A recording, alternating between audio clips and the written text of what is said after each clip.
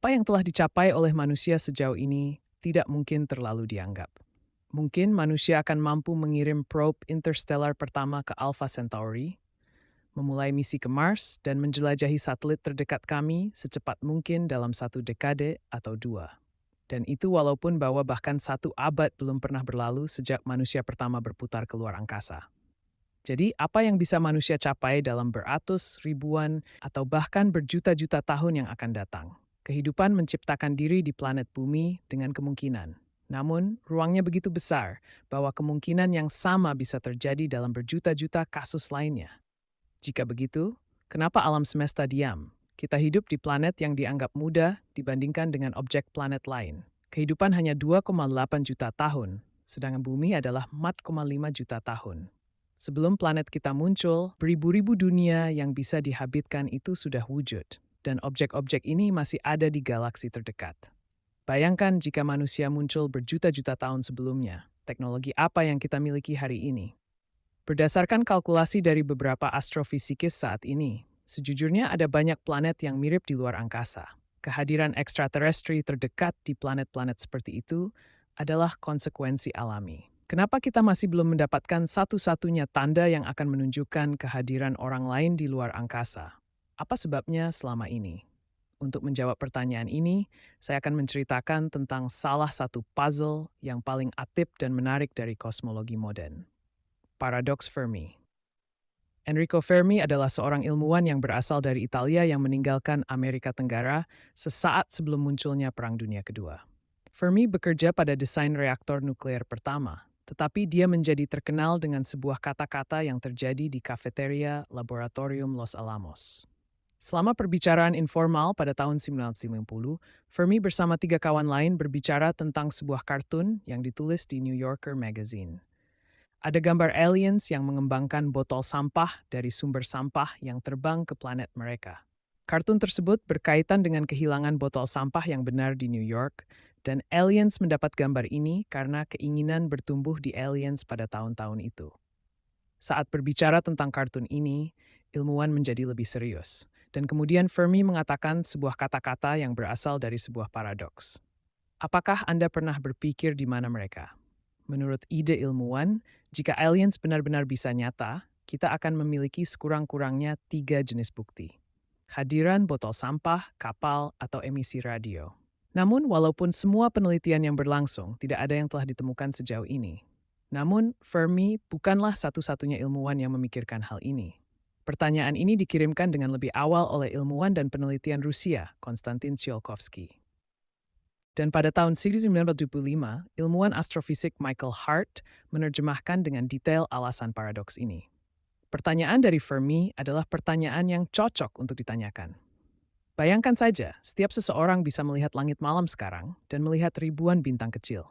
Menurut ilmuwan, ada sekitar 100 juta bintang di Milky Way sendirian. 20% dari mereka memiliki sistem planetari mereka sendiri. Selain itu, di setiap sistem ini seharusnya ada sekitar 1 planet yang mirip dengan Bumi.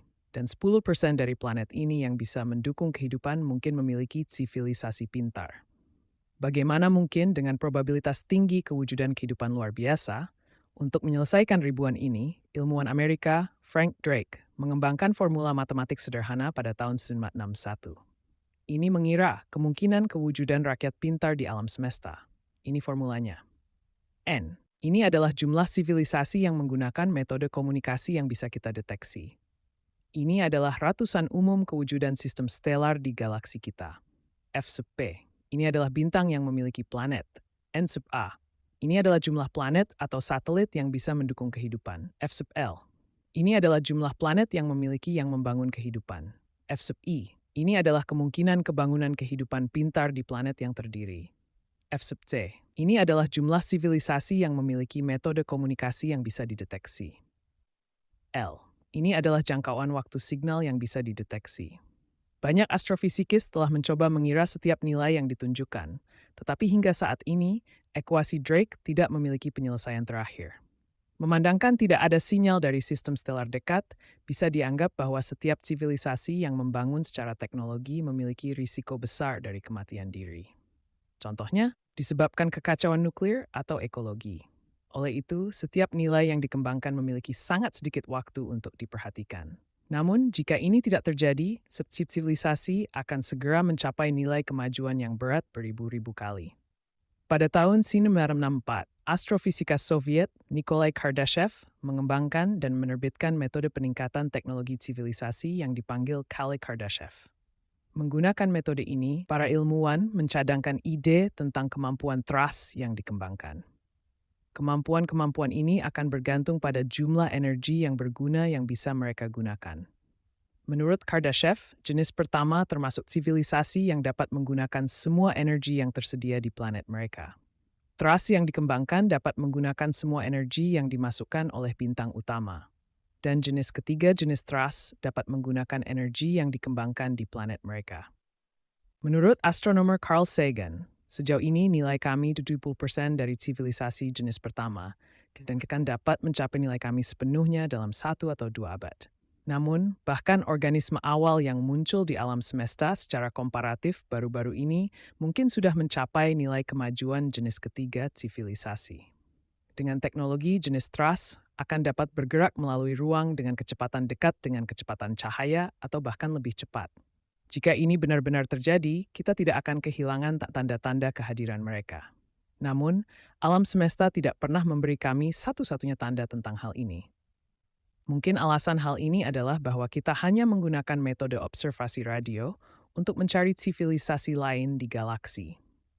Dalam seluruh sejarah penelitian mengenai sivilisasi luar biasa, tidak ada satu bintang yang telah ditemukan yang akan menunjukkan wajah radio yang tidak biasa intensif. Ini membawa kita ke keputusan bahwa kita adalah sivilisasi satu-satunya di bagian kita dari galaksi yang menggunakan wajah radio untuk komunikasi.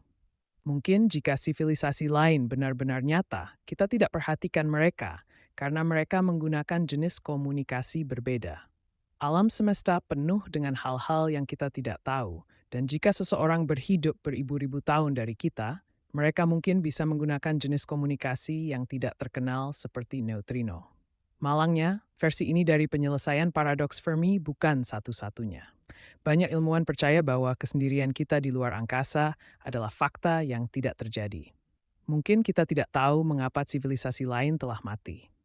Ada yang menyarankan bahwa kita tidak mencapai tahap pembangunan yang cukup untuk berkomunikasi dengan alam semesta, sehingga kita tetap diam. Ada yang mencipta teori Zoe menganggap tahap pembangunan kita terlalu rendah dibandingkan dengan rakyat luar angkasa. Sinyal radio kita menghilang ke dalam ruangan luar tanpa tanda. Dan siapa tahu, mungkin orang yang melihatnya tidak mengerti apa yang mereka maksudkan. Atau mungkin alien pintar sadar tentang pencobaan kita, tetapi akan menjawabnya hanya dengan waktu.